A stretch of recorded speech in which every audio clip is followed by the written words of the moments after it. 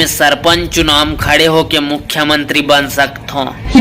हाँ मित्र, बिल्कुल बता दो। मैं भी उप सरपंच में खड़े होकर आंगनबाड़ी कार्यकर्ता बनना चाहता हूँ। हाँ, ये भांचा चलना घर चलना जी। देखो मौसा मैं तोर मामा हरूँगा। मामा जी तोर मामा हरो। अरे मामा हरसगा पाँव परत हो मामा। पाँव परत हन मामा, पाँव परत। अच्छा पागल वागल हो गया हंसते पाँव पर बेत में पाँव पर हूँ। अच्छा अच्छा ते पर भी काम और पाँव हाथ तोरे रोगा। ए कौन है दीदी?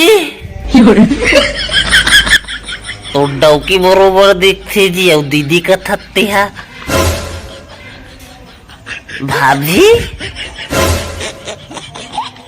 अच्छा कुछ नहीं बोला तो मतलब मौसी हो सकते है नहीं? रोगा नहीं तो डौकी है रो। ते घर में आ तब तो घर के नीचा तो दो फांकी कर हूँ।